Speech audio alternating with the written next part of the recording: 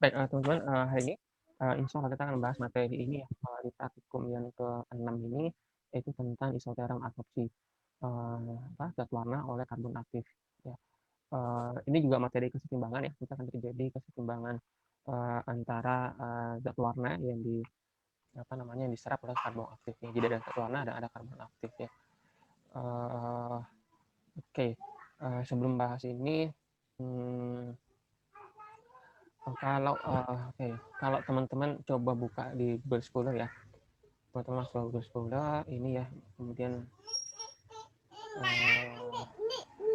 teman-teman ketik misalnya absorben seperti ini ya, maka nanti teman-teman bisa melihat ya, berbagai macam penggunaan absorben ya.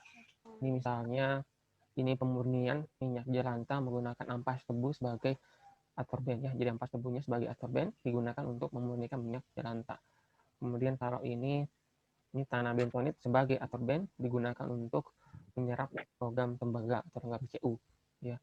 Kemudian di bawah ini bisa kita lihat ini kemampuan absorben limbah latex ya. Jadi limbah latex, limbah karet ya digunakan sebagai absorben untuk ini ya, menyerap minyak pelumas dalam air ya. Kemudian kalau ini potensi sabut ya, sabut dan tempurung kelapa sebagai absorben ya, untuk meregenerasi minyak jelantah atau untuk membersihkan minyak jelantah ya, semua menggunakan absorben. Kalau kita lihat isinya, nanti teman-teman bisa melihat bahwa ternyata prinsip penggunaan absorben ini ya, penggunaan absorben itu nanti ini ya, kalau teman-teman baca ini ya, teman-teman baca ini ya, ini misalnya dewasa ini telah ditemukan suatu teknologi daur ulang ya, mengolah minyak jelantah menjadi minyak layak pakai ya, dalam keadaan bersih tanpa kotoran menggunakan ampas tebu sebagai bahan penyerap ya, sebagai bahan penyerap ya. Jadi prinsip penggunaan semua materi yang tadi kita bahas ya, absorben tadi prinsipnya adalah menyerap ya. Absorben ini prinsipnya adalah dia menyerap ya, dia menyerap. Misalnya kalau ini minyak jelantah ya, berarti kotoran-kotoran minyak jelantah itu diserap ya, diserap oleh absorbennya. Absorbennya ini berarti kan ampas ya, ampas tebu ya. Jadi kotoran-kotoran itu diserap oleh absorben. Jadi, bagaimana penggunaan absorben itu, kita dan prinsipnya adalah penyerapan ya. Oke. Nah, sama dengan tema praktikum ini ya, tema praktikum ini ya, tema praktikum ini. Jadi nanti teman-teman kalau di praktikum ini itu akan diberikan sampel ya, sampelnya itu nanti akan diberikan pewarna ya. Oke, ini ya, ini siapkan larutan zat warna, berarti methylene blue tadi ya, konsentrasinya 100 ppm diencerkan menjadi 5, 10, 15, 20, 25 ppm ya. Kemudian tambahkan 1 gram karbon aktif. Nah, karbon aktif ini nanti yang berperan sebagai absorben dan menyerap ya. Menyerap apa? Menyerap zat warna ya dari sampel-sampel ini ya. Sehingga nanti akan sampai pada titik kesetimbangan ya, di mana karbon aktifnya itu sudah tidak bisa lagi menyerap zat warnanya. Berarti sudah seimbang ya antara kemampuan karbon aktif menyerap dengan zat warna atau methylene baru yang diserap gitu ya. Nanti prinsipnya seperti itu. Itu nanti akan kita pelajari di praktikum ini. Nah, tapi sebelum ke membahasnya lagi, saya ingin menjelaskan dulu tentang apa itu penyerapan ya. Penyerapan itu apa? Oke. Kalau di kimia ya, jadi penyerapan ya. Nah, di kimia itu ada 2 model penyerapan ya. Ada yang AB, absorpsi ya, ini juga menyerap. Ada yang AD, absorpsi ya. Jadi ada yang bedanya ini ya, B sama D ya, bedanya itu ya.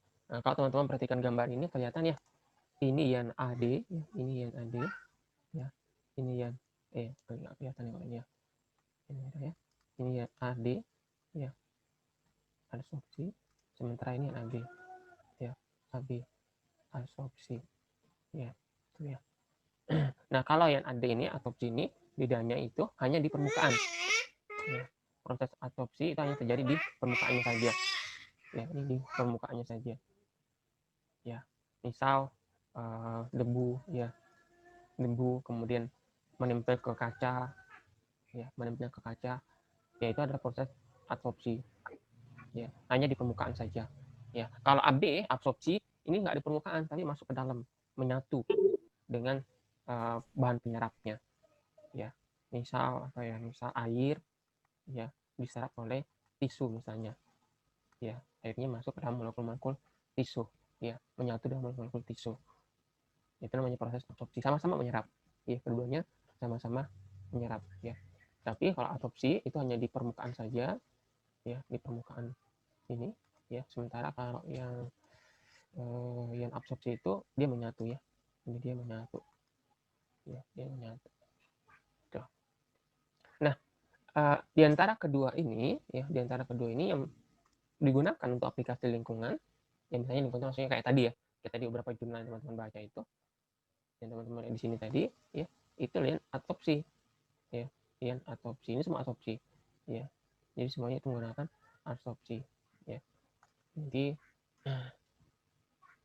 ya, misalnya aplikasi untuk apa namanya, untuk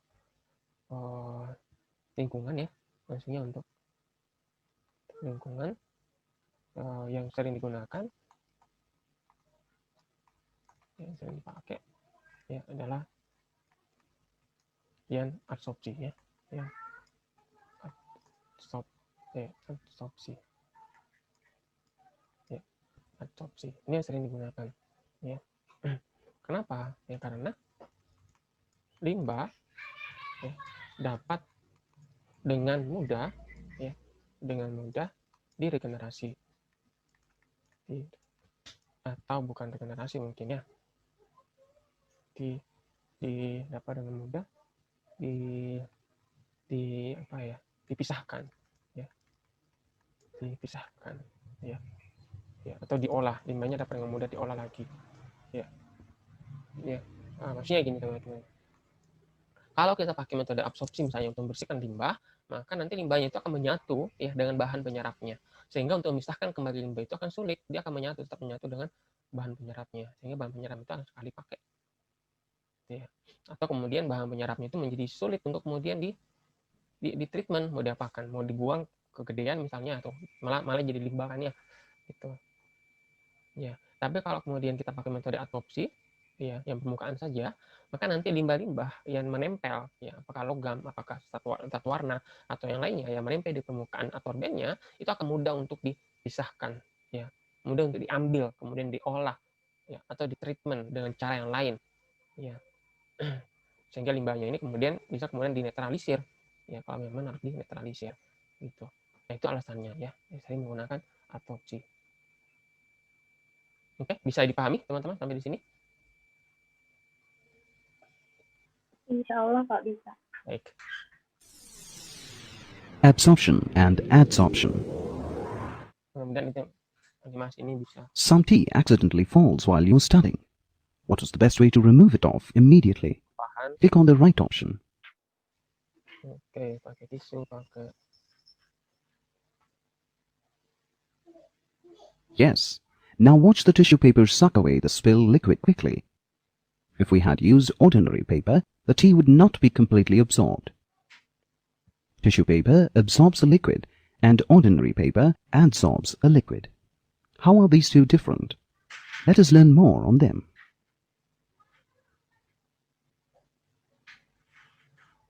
Let's understand absorption and adsorption a little better.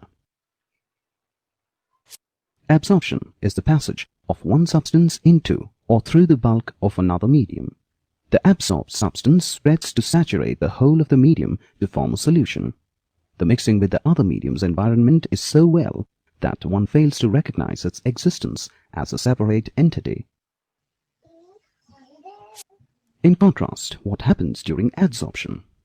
Adsorption is the addition or sticking together of molecules of a gas, liquid, or dissolved solids to the surface of a solid or sometimes a liquid. The molecules are loosely held by the surface and can easily drop off.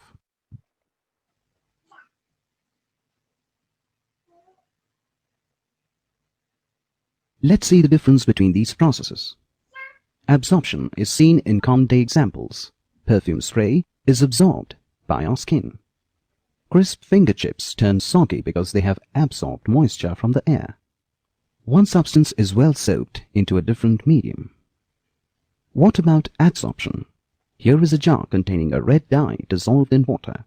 Look, what happens when a solid pellet of carbon is dropped into the jar? Well, isn't that surprising? The red color has almost disappeared in the jar. Why? The charcoal pellet has minute pores on its surface that cause the colored particles stick to it. The red dye undergoes the process of adsorption. Shake or warm this jar, and lo, you get back the red color. Adsorption can be easily reversed by simple heating and is transitory. When a substance is absorbed in a different medium, it's called absorption. Usually, absorption cannot be reversed by simple means, although it may also be temporary.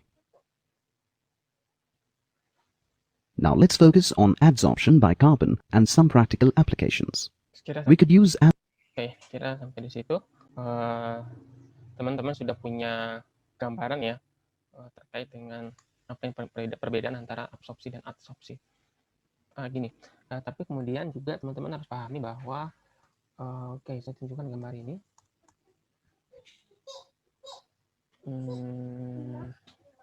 Oke, atau bentar ya.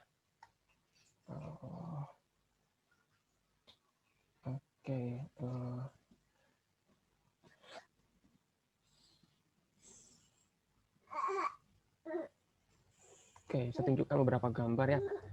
Teman-teman juga harus tahu bahwa ini misalnya.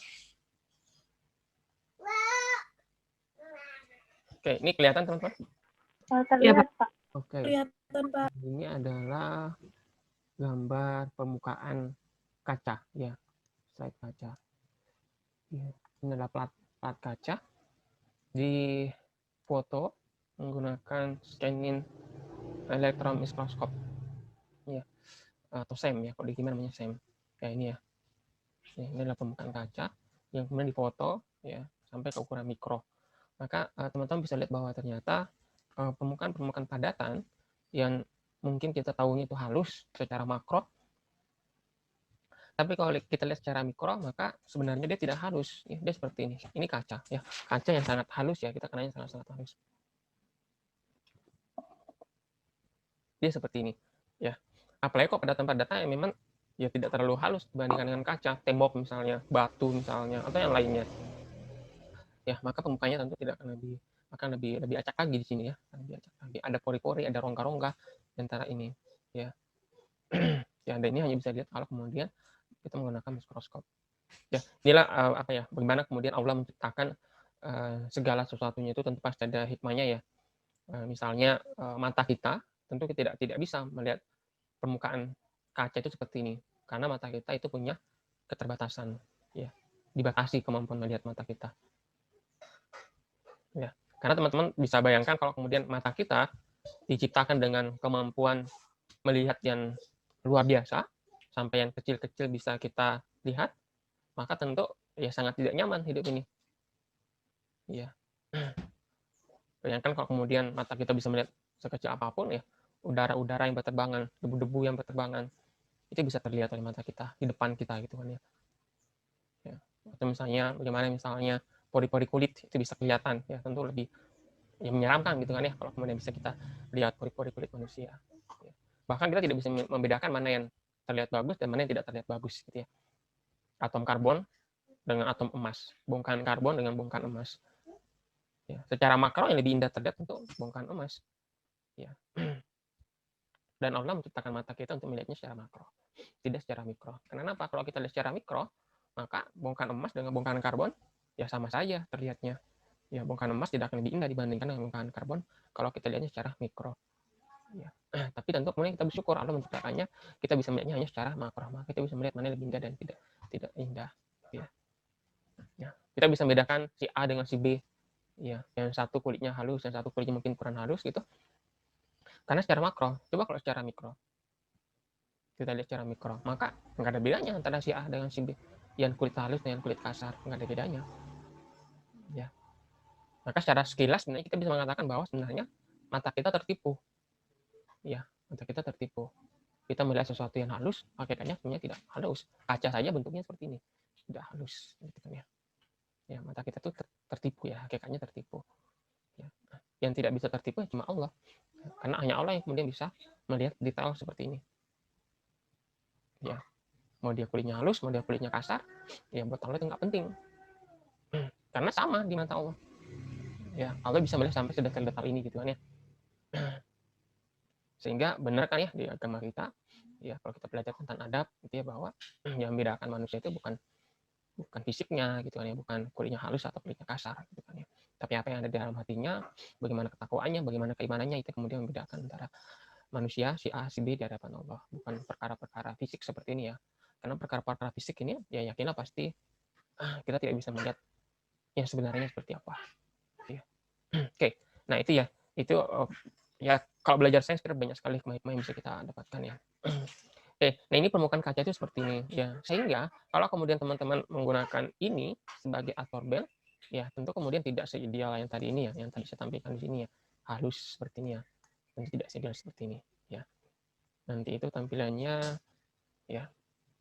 Ini teman-teman bisa perhatikan gambar ini ya. Ini absorben ya. Absorben kita bayangkan ya permukaannya seperti ini ya, seperti ini ya. Maka logam atau zat warna yang akan diserap ya, kita sebutnya sebagai absorbat ya, yang diserap gitu ya, dia akan menempel di permukaan-permukaannya ya, dan permukaannya itu tidak mesti halus ya, bisa seperti ini, ada rongga-rongga, ada pori-pori seperti ini ya. Semakin banyak rongganya, semakin banyak pori-porinya, maka permukaan yang bisa digunakan untuk menempelnya absorbat itu semakin banyak ya. Kalau halus kan permukaannya cuma halus gitu kan, cuma flat di situ saja. Tapi kalau ada rongga-rongga, ada pori-porinya seperti ini, ya, maka permukaan yang bisa ditempeli oleh absorbennya akan semakin luas. Ya, nah itulah alasan kenapa kemudian banyak digunakan bagi absorben tuh, misalnya karbon aktif, karena karbon aktif itu banyak, pori dan rongganya banyak, ya, sehingga luas permukaannya banyak. Gitu. Itu akan terserap seperti ini. Gitu ya. Nah, nantinya yang jadi pertanyaan adalah proses terserapnya ini ya, proses terserapnya ini kalau saya gambarkan ya, nah, gini misalnya, misal saya buat permukaan absorben gitu ya, ini permukaan absorben seperti ini misalnya ya. Nah ini adalah ini absorben, ini juga sama ya, absorben ya, anggaplah karbon aktif, anggaplah ini karbon aktif, ini juga sama ya, anggaplah ini karbon aktif, ini ya, dia permukaannya itu ya, jadi ya gitu ya. Ya, jadi nanti permukaannya itu akan digunakan untuk menyerap absorbat. Nah, anggaplah misalnya ada absorbatnya, entah misalnya satu warna atau apalah gitu. Ya, ini misalnya satu warna. Ya. Nah, maka nanti molekul-molekul satu warna ini, misalnya metilin blue yang kita gunakan atau logam-logam nanti, ya, itu nanti akan diserap dengan cara menempel di permukaannya. Seperti ini. Dia akan menempel seperti ini.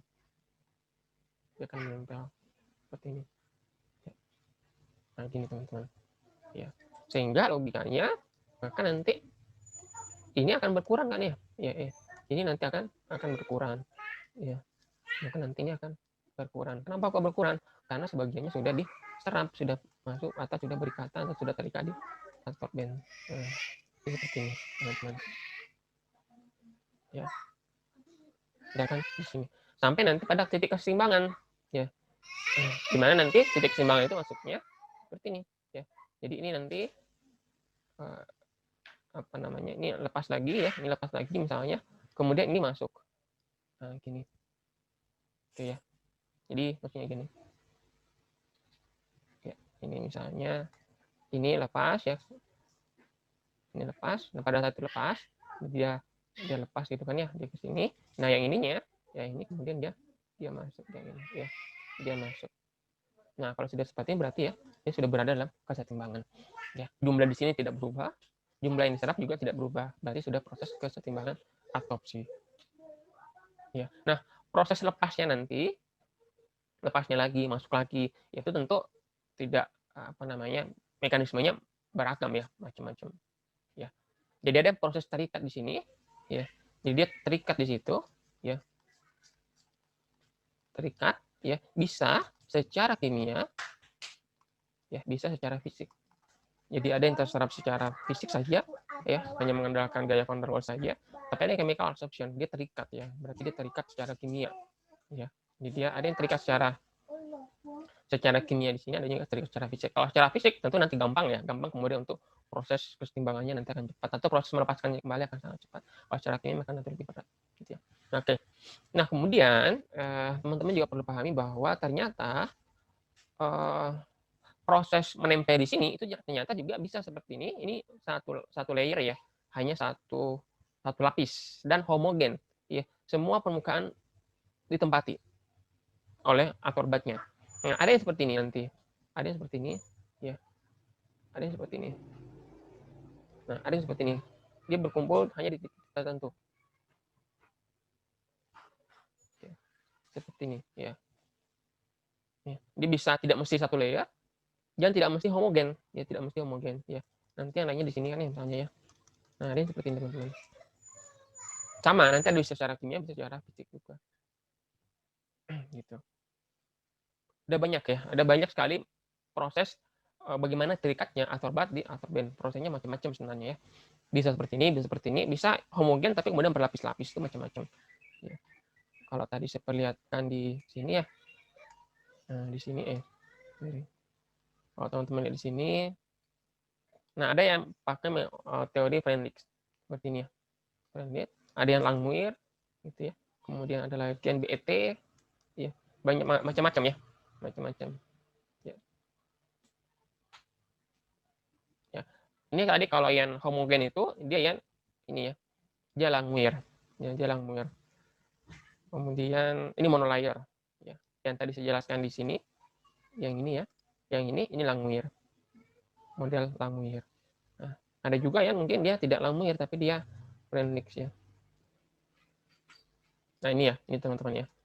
Jadi ada yang linear, ada Frenlich, ada yang Langmuir. Kemudian ada model BET tadi ya, ada Kislyuk, ada ya itu ya. Jadi ada beberapa tadi ya.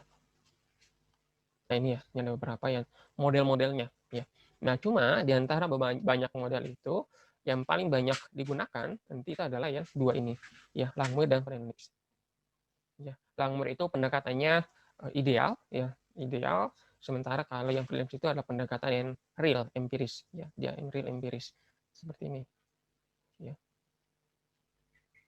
Ya. Nah, tugasnya nanti teman-teman di praktikum ini itu adalah karbon aktif yang digunakan sebagai absorben untuk menyerap methylene blue itu nanti kira-kira cenderung mengikuti yang mana? Apakah yang Frenlich atau yang Langmuir?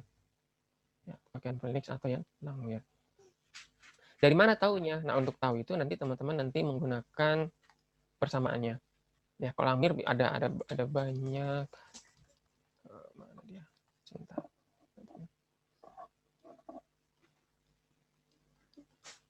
Nah, ini ya. Nah, ini kalau Langmuir atau Frenlich atau Langmuir persamaannya ini ya. Kalau Frenlich itu persamaannya ini. Ya.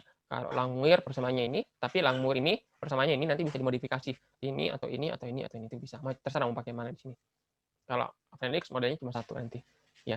Maksudnya gini teman-teman. Ini nanti di sini ya tugasnya nanti ini ada kayak ini apa ini? Apa? Karena nanti beda-beda ya. Sebentar. Niki iya. Ya. Niki kemudian KF, CE, super N ya, pangkat super N. Jadi nanti kita buat lognya, log key ini, kemudian ini juga sama ya. Jadi nanti bikinnya adalah udah ya. Ini nanti bikin kurva kan ya. Ya. Ini nanti untuk yang ini ya, untuk yang ini nanti bikin tabel ya, bikin tabel. ini ya, berarti bikin tabel antara log QE sama log CE ya. Nanti kita bahas QE itu apa, C itu apa. Nanti dibikin sini ya. Ya nanti A, kemudian D, C, D, kemudian sini 1, 2, 3 dan seterusnya gitu kan ya. Nah, nanti ini kemudian kita bikin kurvanya. Ya, kita bikin kurvanya. Nanti sini log QE, nanti sini log CE gitu ya. Gitu. Nah, sama nanti nih. Dia nanti sama. Ya, ini sama nanti juga kita bikin tabel sama seperti ini ya, tapi tabelnya beda. Tabelnya antara, kalau ini kan berarti CE per QE ya. Ini CE per QE sama CE. Ya, sama CE. Ya, ini ya. CE per QE sama CE. Ya, ini ya, sama CE. Nah, nanti sama ya. Nanti A, B, C, D, gitu. 1, 2. Ini nanti dapat datanya. Kemudian kita buatlah grafiknya di sini. CE per QE, QE, kemudian di sini CE ya. Nah, nanti ketemu data. Nanti juga ini ketemu data. Dan di antara data-data ini, nanti kita lihat regresinya, atau mana yang paling lurus. Ya, mana yang paling lurus. Ya, nanti ada regresinya ya, R kuadratnya. Ya, mana yang paling mendekati 1. Nah, yang paling mendekati 1, itulah yang kemudian terpilih sebagai model adopsi dari praktikum ini. Ya, kalau Friendlix yang paling lurus, berarti kita pakai yang Friendlix. Berarti modelnya model Friendlix. Ya, model empiris, model real. Kalau ternyata modelnya adalah Lamuir, berarti dia model yang ideal, model teori. Teman-teman tahu cara memunculkan regresi di Excel? Tahu, Pak. Tahu ya, sudah sering praktikum tentang itu ya. Nah, jadi tekniknya seperti itu. Gimana? Berarti itu harus buat grafiknya dulu kan, grafik X Y sama X Z-nya, Z Y ya. sama X-nya, Pak. Iya, nanti bikin grafiknya. Ini ya. Nah, kalau ini kan buat kurva. Kalau ini enggak, ini gitu. Nomor 2 ya. Buat grafik ya, log X per M versus log C, dan untuk Friendlix, kemudian untuk Lamuir C per N versus C. Ini cuma beda simbol ya untuk Lamuir. Ya. Nah, di antara dua grafik ini nanti mana yang regresinya paling lurus. Nah, itulah model yang tepat untuk adopsi di praktikum ini. Adopsi methylene blue oleh karbon aktif. Itu model yang tepat. Oke, jadi teknisnya sederhana seperti itu. Ya, saya perlihatkan sebentar ya, karena saya nggak hafal simbolnya itu. Oke, ini tadi yang Friendlix ya. Friendlix itu, dan ini QE tadi ya. Kalau tadi di mana itu? Di sini ya tadi ya. Super N QE ya, ini sama ya. Beda simbol aja sih QE ini ya. KFCE. Ini KFCE super N ya. Kalau ini NF. Kalau di sini FN, kalau di sini N. Beda simbol aja ya. Modifikasi jadi seperti ini, sehingga nanti sini log QE versus log CE ya. Sehingga di sini, kalau di sini berarti kan log QE QM dan log CE ya. Kalau QM itu adalah kapasitas adsorben ya dalam adopsi, ya nanti bisa kita hitung di sini ada nggak ya? Oh, enggak ada ya. Oke, kemudian kalau yang Lamuir itu, Lamuir mana dia tadi? Nah, ini ya, ini Lamuir. Kalau Lamuir itu beda simbol aja ya, ini QE QM, QE QM sama ya. Kemudian KACE, KLCE sama ya. Ini satu. Nah, ini ya. Kalau QE itu adalah jumlah adsorbat yang adsorb ya ke dalam adsorben pada keadaan kesetimbangan. QM itu kapasitas adsorben dalam absorpsi. Kemudian QM-nya, KL adalah konstanta Lamuirnya atau konstanta kesetimbangan Lamuir. Kemudian CE-nya adalah konsentrasi adsorbatnya. Ya. Jadi ini nanti kita hitung ya. Kita hitung untuk nanti membuat grafik seperti ini ya. Log QE, kemudian ini juga sama ya. Ini CE per QE gitu ya. Itu. Sehingga nanti kita bisa menyelesaikan praktikum ini. Oke, itu kemudian saya mungkin perlu ini juga ya. Ini kan ada kata-kata isotermal ya. Ada kata-kata isotermal ya. Kemarin pernah saya jelaskan bahwa kalau kita ingin menentukan konstanta, apakah keseimbangan fasa, keseimbangan kimia, reaksi kimia, atau keseimbangan adopsi seperti ini, maka kita harus kerjakan pada T tertentu. T tertentu, yang itu adalah konstan. Ya, jadi temperaturnya itu harus dijaga konstan. ya harus dijaga agar konstan. Ya jangan sampai kemudian pada saat kita melakukan absorpsi temperaturnya itu naik turun. Ya sama dengan reaksi kimia, sama dengan fasa. Ya, temperaturnya nggak boleh naik turun, harus pada temperatur yang konstan. Ya. Kenapa? Kalau karena naik turun temperaturnya, maka nanti keseimbangannya akan berubah. Ya, keseimbangan itu akan berubah oleh temperatur kan ya. Maka dia harus jaga ya. Oke, di sini harusnya ada pakai saya nggak disebutkan ya. Harusnya pakai penangas ya, agar temperaturnya itu tidak berubah. Ya harus konstan. Itu ya. Oke, itu. Nah kemudian sekarang bagaimana cara menentukan konsentrasi ya, kapasitas ini ya. Ini kan ada jumlah absorban yang terserap ya pada saat keseimbangan PA ya. Jadi bagaimana cara menghitung jumlah yang diserap ya oleh absorban pada saat keseimbangan. Berarti kan kita ingin menghitung ini kan ya. Teman-teman ingin menghitung yang ini kan ya, yang ini. Berapa ini? Yang nempel ini berapa? Yang nempel ini berapa? QE ya, sebagai QE. Ya, sebagai QE. Nah, berapa yang terserap? Berapa yang terserap di sini? Maka tentu kan simpelnya QE itu adalah ya jumlah awal kan ya. Jumlah awalnya berapa? Ya dikurangi dengan sisanya kan ya. Ya, misalnya atau saya tulis pakai aja ya.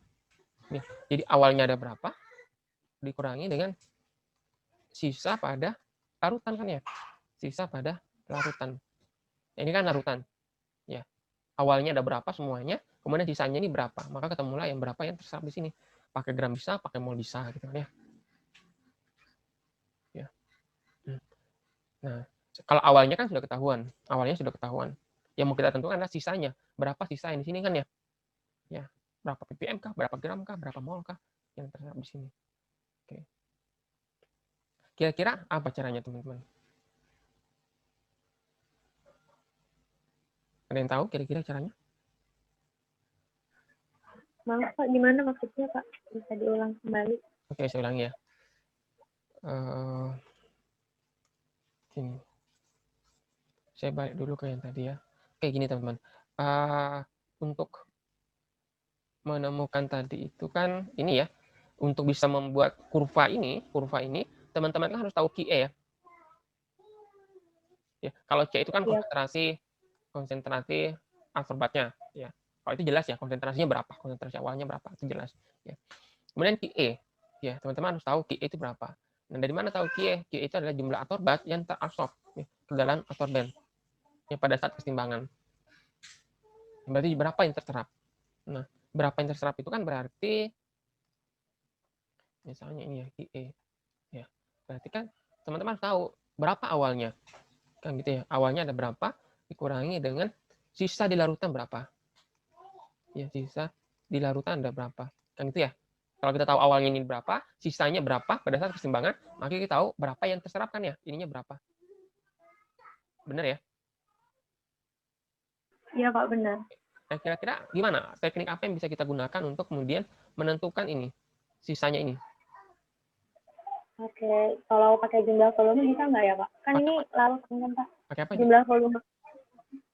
Pakai volume yang tertera gitu Pak. Ini kan larutan. Mungkin kalau larutan ini dalam bentuknya kan air Pak. Jadi Ya, pengukurannya pakai volume kan ya Pak? ya. Gini teman-teman. Kalau teman-teman ini larutan ya, larutan dalam air Maillard. Ya. Yang namanya larutan itu kan pasti kan ada misalnya ini larutannya, ada pelarutnya, ya ada zat yang terlarut. Anggaplah ini yang terlarut nih. Itu kan ya. Nah, kemudian ke dalam sini teman-teman masukkan misalnya absorbennya. Ya, teman-teman masukkan absorbennya misalnya absorbennya ini. Nah, absorbennya ini. Karbon aktif. Yang itu ya. Karbon aktif. Nah, ini. Nah, kalau sudah dibiarkan beberapa saat, nah setelah didiamkan beberapa saat, maka nanti beberapa molekul zat terlarut, ya ini nanti, itu akan berkurang. Dia akan berkurang. Ya. Kenapa kok bisa berkurang? Dia berkurang karena sebagiannya sudah nempel di permukaan absorben. Kan gitu ya? Nah, gitu.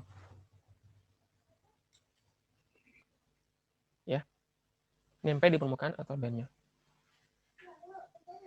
Oke, sehingga kalau kemudian ini kita saring, ya, kemudian kita akan dapat nanti residunya ini ya, nanti residunya ini karbon aktifnya, ya. Ini nanti ini kita saring sehingga kita dapatkan semua residunya ini, ya.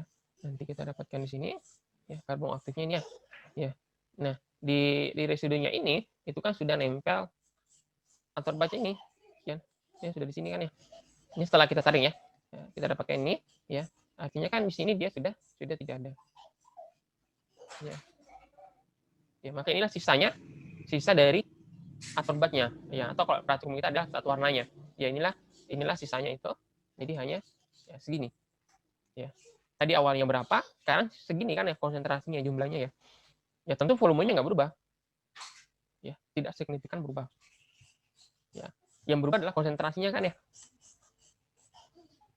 Nah, yang mau kita hitung itu kan ini. Berapa yang terserap di sini? Ya.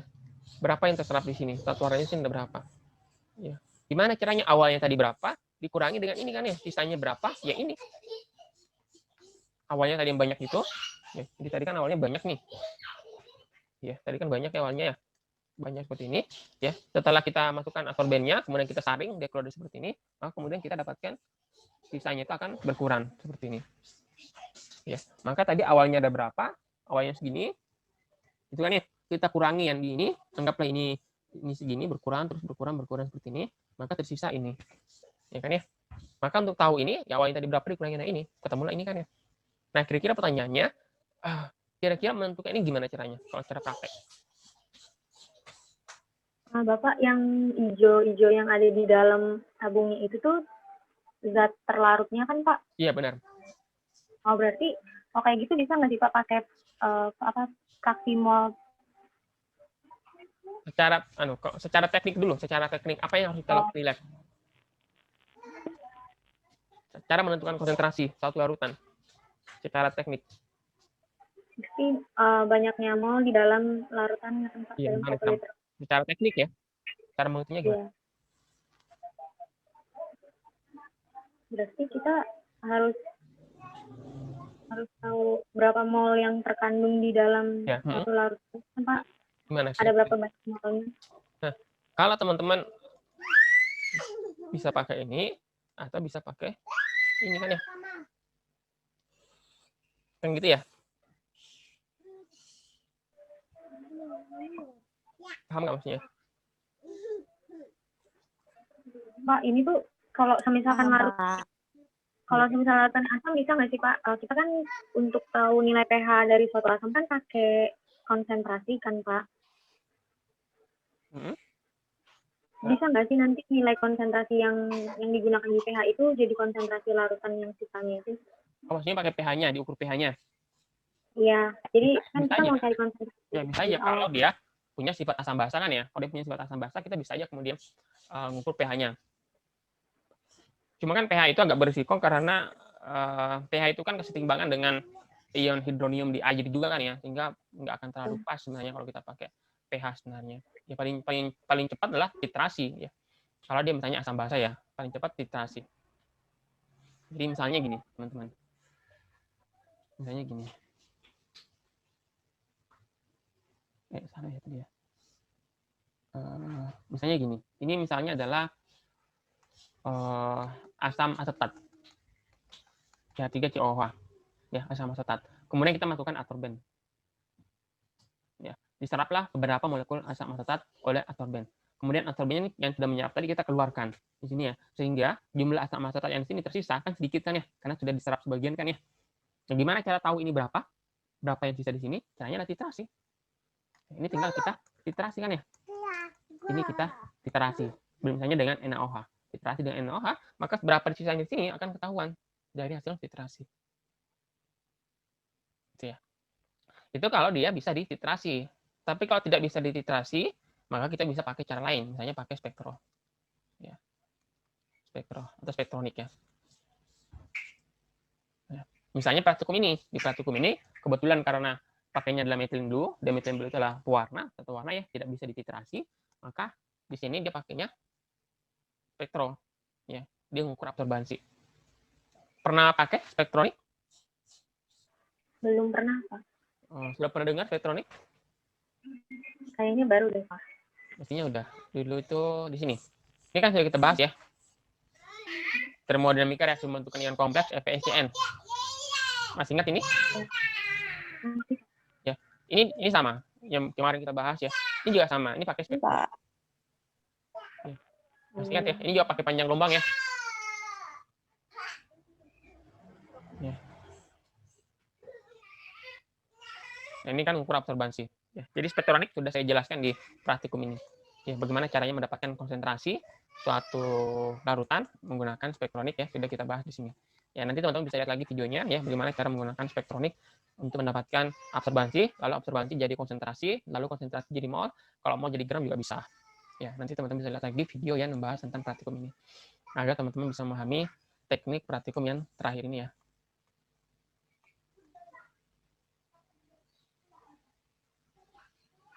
Oke.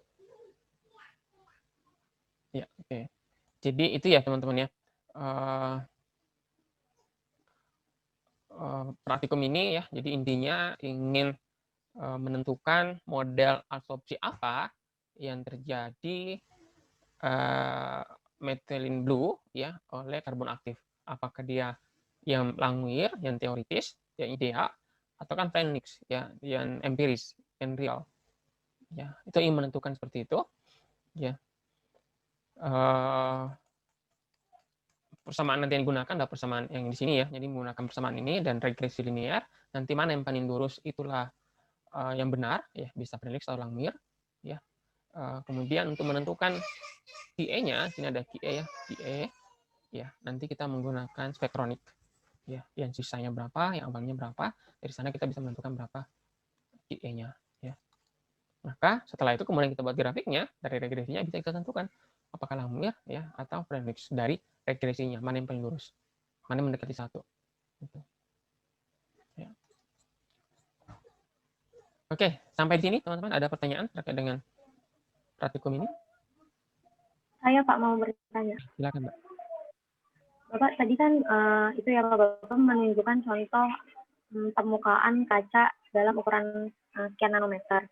Nah, kalau misalkan kayak es padatan kan Pak, dia juga ada rongga-rongga yang terbentuk kan Pak. Maksudnya terbentuk rongga-rongga sehingga tuh molekulnya menjadi padat, itu dari liquid menjadi padat. Apakah itu juga berlaku untuk semua benda padat Pak? Maksud saya semua benda padat tuh apakah permukaan aslinya tuh memiliki rongga? Oh ya. Apakah semua padatan itu kira-kira seperti ini gitu kan ya? Iya Pak. Itu kan memiliki rongga-rongga. Ya. Saya nggak tahu detail ya, karena itu sebenarnya ada di mata kuliah kimia padat. Ya, ada mata kuliah namanya kimia padat atau kimia. Ada juga mata kuliah namanya kimia permukaan. Ya. Tapi kalau kita lihat secara mikroskopik ya, bahkan di dalam atom pun itu kan sebenarnya ada rongga kan ya? Iya. Benar nggak? Dalam atom itu kan ada rongga sebenarnya. Gini teman-teman. Teman-teman ingat apa yang dilakukan oleh Rutherford? Di atom dikelilingi sama itu dia kan pakai plat emas ya. Nah ini ya, dia pakai plat emas ini dilakukan oleh Rutherford, ada plat emas, ditembakkan ya, ditembak dengan sinar alfa. Ya, nyatanya apa? Apa yang ditemukan? Banyak sekali ternyata sinar alfa itu yang lolos. Ya kan ya? Hanya sedikit yang pantul kembali. Sinar alfa itu positif. Sinar alfa itu muatannya positif. Ya. Sehingga kalau dia ketemu inti atom, maka dia akan balik gitu kan ya. Gitu. Atau kemudian dia akan seperti ini ya. Dia akan belok seperti ini. Dia akan belok atau dia akan melincing. Gitu. Itu yang ditemukan oleh Rutherford ya. Sehingga kemudian Rutherford menyebutkan bahwa berarti di dalam atom ya, selain ada proton di tengah-tengahnya, ada proton di tengah-tengahnya, kemudian ada elektron di kulitnya, ya. Sebenarnya ternyata yang kemudian Rutherford sebutkan bahwa ada ruang kosong ini, ruang vakum. Ya. Ruang inilah yang tidak ada apa-apa di sini. Ya. Kenapa sinar alfa bisa lolos? Karena di sini berarti vakum, tidak ada apa-apa. Dia lolos. Ya. Jadi sinar alfa itu dia bisa melewati ini semua, dia lolos dari sini, dia lolos dari sini gitu. Ya. Ya, kalau dia ketemu ini baru dia pantut. Tapi yang pantut ini sedikit, berarti banyak yang lolos kan ya. Nah, kalau teman-teman lihat di bukunya Raymond Chan itu kalau tidak salah itu disebutkan jaraknya ya. Jadi di bukunya Raymond Chan itu coba untuk dihitung kira-kira luasnya vakum itu berapa. Jadi dia menghitung jaraknya ini ke sini ya, itu kalau tidak salah 10 pangkat 5 ya. Ya, 100.000 kali lipat ya dari diameternya ini inti atom.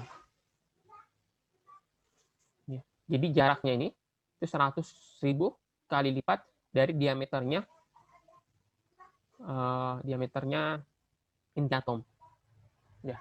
Jadi ibaratnya dulu tuh sering saya ibaratkan gini. Kalau misalnya ada lapangan bola, ya di tengah-tengah lapangan bola itu kita taruh kleren. Ya, kleren itu kan kira-kira 1 cm. Ya, kira-kira diameternya kira-kira 1 cm kan ya, kleren ya, kleren kecil. Ya, kalau misalnya kleren kecil ini anggaplah dia adalah proton, ini anggaplah dia protonnya atom, ya, maka di mana kita bisa menemukan elektron dari titik ini? Kalau kita berjalan kaki dari sini, dari titik kleren di tengah-tengah lapangan bola ini, di mana? Kapan pertama kali kita menemukan elektron? Setelah berjalan berapa meter, berapa senti, dan berapa kilo?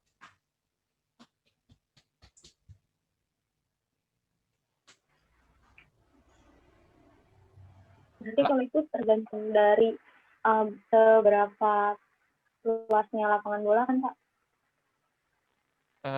Berapa banyak? Anggaplah normal ya. Ini 110, ini berapa lebarnya?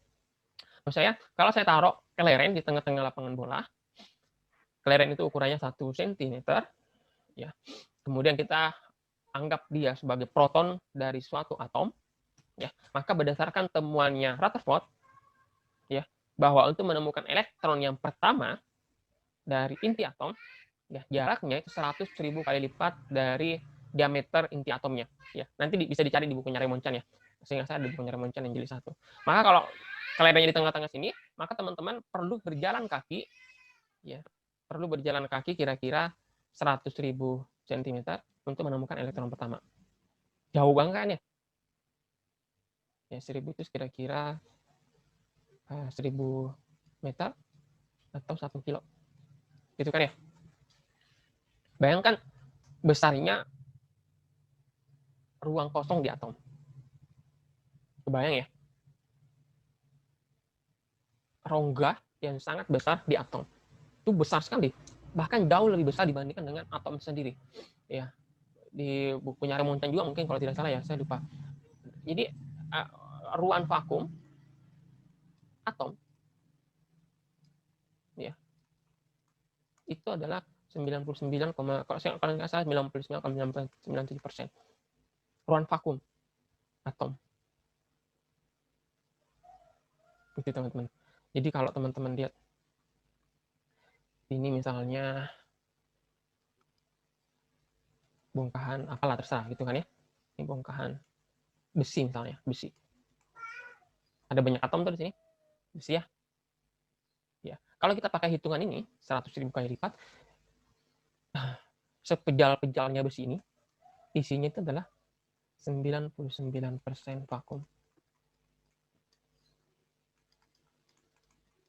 Tidak ada gitu. Vakum itu kan nggak ada apa-apa ya. Kebayang nggak sih? Paham nggak maksudnya? Saya paham Pak maksudnya. Kebayang ya? Jadi ya, ya coba aja lihat gambar ini. Ya coba aja lihat gambar ini. Ya, atom itu bukan yang kuning ini ya. Ini cuma gambar kan ya. Ya kan ya. Nggak ada yang kuning di atom. Yang kuning-kuning kayak gini atau yang merah-merah kayak gitu nggak ada ya. Atau yang krem itu nggak ada di atom. Itu cuma warna kan ya. Orang cuma kasih warna seakan-akan ada batasnya. Padahal nggak ada sebenarnya kan ya. Dari proton, ruang vakum, elektron. Ya. Ruang yang ditempati oleh proton dan elektron dalam atom itu nggak nyampe 1%.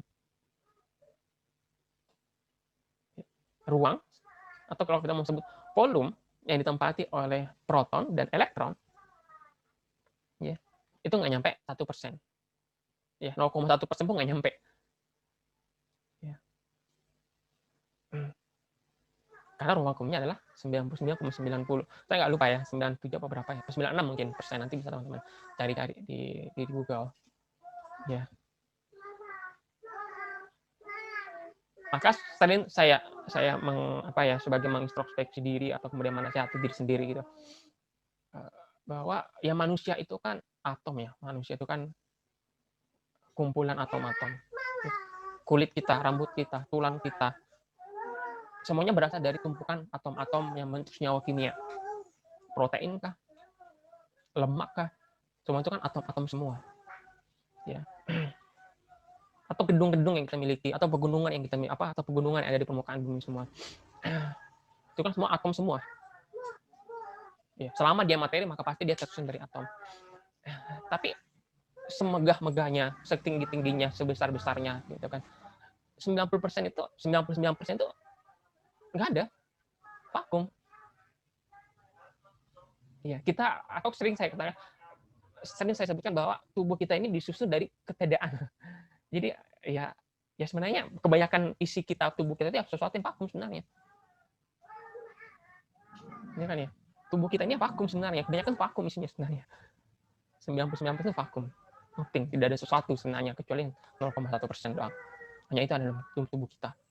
Ya, dalam bentuk materi, dalam bentuk proton dan elektron. Ya, kalau yang kita hitung sebagai materi itu adalah proton dan elektronnya, maka dalam tubuh kita ini nggak nyampe 0,1% proton dan elektronnya, nggak nyampe. Ya, segede-gedenya tubuh kita ini, ya 99% adalah ketiadaan, vakum, ya, sesuatu yang tidak ada sebenarnya. Yang itu ya. Cuma kemudian jadi pertanyaan, terus kenapa kalau kemudian kita dilempar besi? Kalau lempar besi sakit nggak? Sakit. Kok bisa sakit? Padahal kan 99% isinya vakum, 99% isinya sesuatu yang tidak ada gitu kan ya. Ya. Atau misalnya, kenapa kalau kemudian di depan kita ada bongkahan emas, kita tidak bisa melihat vakumnya, padahal vakumnya itu adalah 99%. Kalau teman-teman lihat ini, apakah terlihat ada vakum? Nggak ada. Seakan-akan utuh semuanya. Ya kan ya? Utuh kan ya kalau lihat bongkahan emas. Lihat tangan kita utuh kan ya, mana vakumnya? Nggak kelihatan kan vakumnya. Padahal ingatlah 99% di situ, vakum semuanya, sesuatu yang tidak ada. Nah, itulah keajaiban dari atom ya. Kalau ciptakan atom itu ajaib ya. Ada elektronnya. Ya, kenapa elektron itu? Elektron itu bisa bergerak dengan kecepatan cahaya. Ya. Benar bahwa ya, Man? Di sini ada proton gitu. Di sini ada elektron kan ya. Apakah elektron ini diam? Enggak. Elektron ini gerak. Ya. Elektron ini dia gerak. Ya. Dia gerak. Seperti ini. Yang itu kan ya. Meskipun elektron ini cuma satu, misalnya atau cuma dua misalnya, tapi gerakannya itu seakan-akan sesuatu yang padat ya, gerakannya itu seakan-akan menutupi semua ini. Saking cepatnya dia bergerak. Ya. Sehingga kalau ada kemudian cahaya, kita mau melihat ruang vakum sini, ada cahaya nih. Ya cahayanya nggak bisa.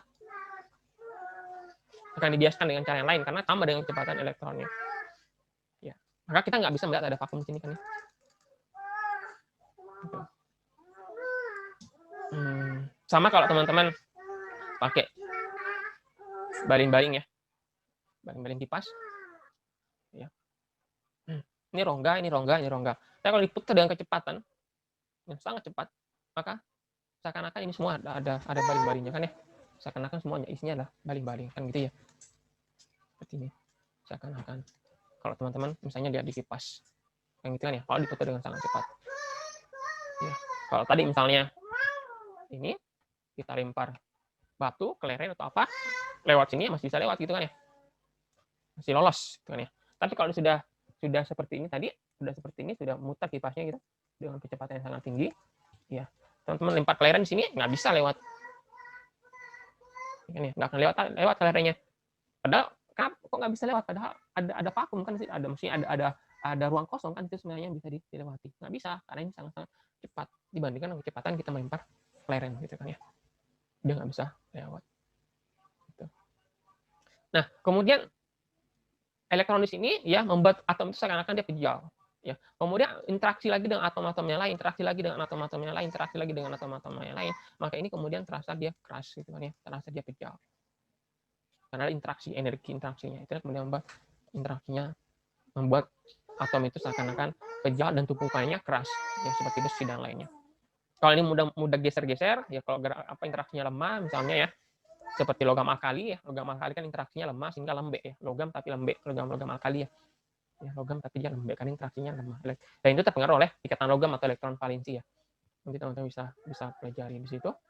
Itu oke, itu kalau atom ya. Jadi atom saja sebenarnya sudah banyak rongga ya. Apalagi kalau dia sudah membentuk molekul. Kita lihat ikatan logam saja, ini logam saja ya. Teman-teman lihat logam itu kan seperti ini ya. Seperti ini. Ya. Maka ada banyak rongga yang terbentuk. Ya, ada banyak rongga yang terbentuk sebenarnya. Ini kan ya, ini tumpukan-tumpukan atom, ada banyak rongga yang terbentuk ya. Tapi apakah kemudian rongga itu bisa dilewati? Nah, itu jadi problem. Ya, karena pasti ada interaksi di antara ini, ada interaksi di sini. Ya, ini ada interaksi di sini, ada interaksi di sini. Ada gaya elektrostatik ya. Sama dengan proton di sini dan elektron di sini ada gaya di sini. Ya, ada gaya di sini, energi di sini yang menyebabkan tidak mudahnya lewat sesuatu. Ya. Jadi ada interaksi kan ya di sini. Misalnya gini, teman-teman. Misalnya gini, sebentar.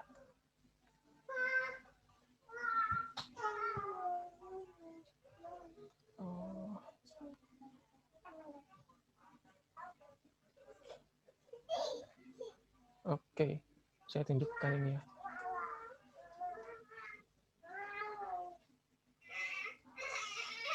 Oke teman-teman, ini adalah nanokarbon.